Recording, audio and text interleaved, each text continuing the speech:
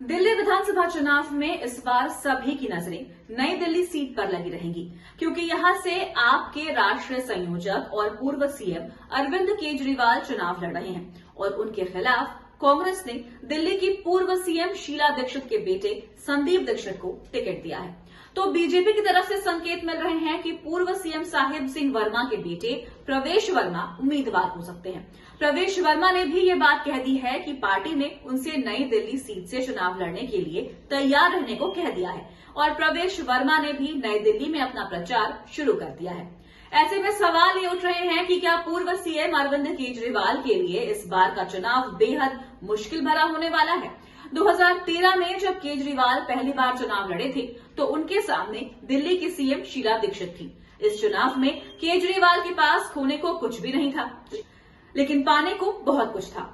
उस समय केजरीवाल दिल्ली की जनता की नजर में क्रांतिकारी थे और जनता ने केजरीवाल की झोली वोटों से भर दी थी। लेकिन अब हालात बदले बदले से हैं। केजरीवाल के पास सत्ता है, ऐसे में उनके पास अब खोने को बहुत कुछ है।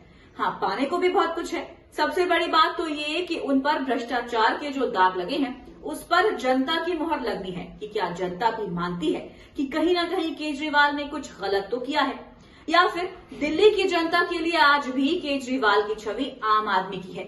तो क्या केजरीवाल के लिए इस बार दिल्ली साबित होने वाली है वटरलू, या फिर वो एक बार फिर जीतकर दिल्ली सीट पर बनाएंगे इतिहास? इसी पर आज हम अपनी स्पेशल रिपोर्ट में करेंगे बात। नमस्कार, आपके साथ मैं देवोश्री भट्टाचार्य गोस्वामी।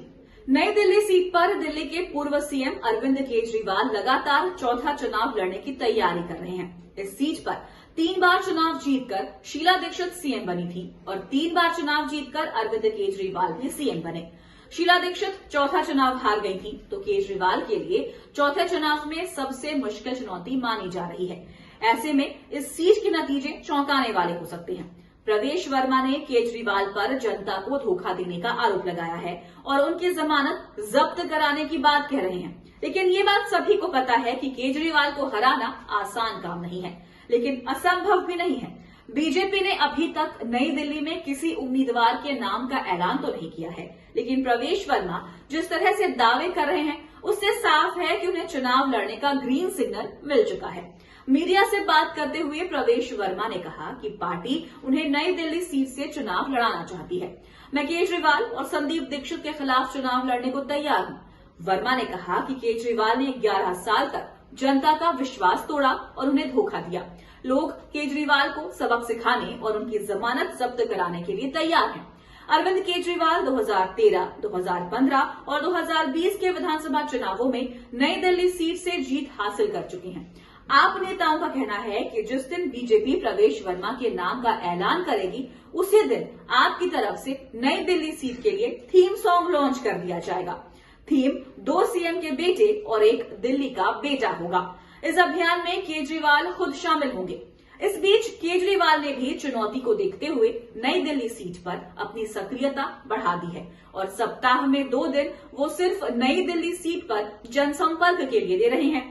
अरविंद केजरीवाल जब भी संभव होता है तो अपने निर्वाचन क्षेत्र में होने वाले निजी कार्यक्रम में भी शामिल हो रहे हैं। इसके अलावा खेल टूर्नामेंट में भी शामिल हो रहे हैं। कोशिश है कि ज्यादा से ज्यादा लोगों तक पहुंच बना ली जाए, क्योंकि चुनावों के ऐलान के बाद केजरीवाल को पूरी दिल्ली में प्रचार करना होगा और ऐसी स्थिति में वो अपनी सीट पर प्रचार के लिए ज्यादा समय नहीं दे पाएंगे। अब हम आपको नई दिल्ली सीट के इतिहास के बारे में बताते हैं। दिल्ली विधानसभा का गठन 1993 में हुआ और पहले चुनाव में इस सीट पर बीजेपी के कीर्ति आजाद को जीत मिली और उसी दिन से नई दिल्ली सीट के लिए एक मिथक जुड़ गया। जिस दल ने ये सीट जीती उस दल की ही दिल्ली में सरकार बनी। 1993 में बीजेपी के कीर्ति आजाद जीते तो दिल्ली में सरकार भी बीजेपी की बनी। कीर्ति आजाद अब टीएमसी से सांसद हैं। आजाद के बाद 1998 में नई दिल्ली सीट पर कांग्रेस की शीला दीक्षित ने जीत हासिल की। वो इसके बाद 2003 और 2008 में भी कांग्रेस के टिकट पर जीती और तीनों ही बार दिल्ली में सरकार कांग्रेस की बनी। आजाद के बाद 1998 में नई दिल्ली सीट पर कांग्रेस की शीला दीक्षित ने जीत हासिल की। वो इसके बाद 2003 और 2008 में भी कांग्रेस के टिकट पर जीती और तीनों ही बार दिल्ली में सरकार कांग्रेस की बनी और शीला दीक्षित सीएम बनी। 15 साल तक लगातार सीएम रहने का शीला दीक्षित ने रिकॉर्ड बनाया, जो आने वाले लंबे समय तक टूटता नहीं दिख रहा है। अरविंद केजरीवाल के पास मौका हो सकता था, लेकिन दिल्ली शराब मामले में उनकी गिरफ्तारी और कोर्ट की तरफ से लगाई गई कई बंदिशों के चलते उन्हें इस्तीफा देना पड़ा। ऐसे में वो लगातार 15 साल सीएम रहने के शीला दीक्षित के रिकॉर्ड को तोड़ने से दूर रह गए। लेकिन केजरीवाल ने शीला दीक्षित के लगातार जीत के रिकॉर्ड पर जरूर ब्रेक लगा दिया था। 2013 में केजरीवाल ने शीला दीक्षित को 25,000 से ज्यादा वोटों से हराया। 2015 में उन्होंने बीजेपी की नुपुर शर्मा को 31,000 से ज्यादा वोटों से हराया। इस बार देखना होगा कि जनता किस पर भरोसा जताती है, लेकिन एक बात तय है कि इस बार का चुनाव बेहद कांटे का होने वाला है। लेकिन जो जमीनी स्थिति है उसमें अरविंद केजरीवाल ही भारी दिखाई दे रहे हैं और उसके कई कारण भी हैं। सबसे पहली बात तो ये कि नई दिल्ली सीट पर केजरीवाल 2013 से विधायक हैं और वो यहां सक्रिय भी बने रहते हैं। दिल्ली में मुख्य मुकाबला इस बार भी बीजेपी और आप के बीच ही होता दिख रहा है और ये भी तय माना जा रहा है कि अगर अरविंद केजरीवाल चुनाव जीतने में कामयाब रहे और आपको बहुमत मिला तो आतिशी की जगह वो खुद कुर्सी संभालेंगे।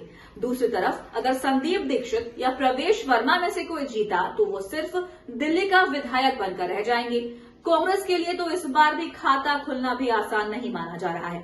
दूसरी तरफ अगर बीजेपी चुनाव जीत भी जाती है तो ये तय है कि प्रवेश वर्मा को सीएम नहीं बनाया जाएगा। उन्हें इस बार टिकट भी मुश्किल से ही मिलता दिखाई दे रहा है।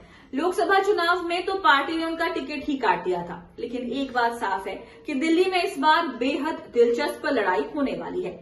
10 साल से लगातार दिल्ली की सत्ता में रहने के चलते केजरीवाल सरकार के खिलाफ जनता में नाराजगी भी दिखाई दे रही है और इसी नाराजगी को देखते हुए केजरीवाल ने इस बार अपने आधे विधायकों का टिकट काट दिया है, जिससे विधायकों को लेकर जनता की नाराजगी का असर पार्टी के प्रदर्शन पर नहीं पड़े।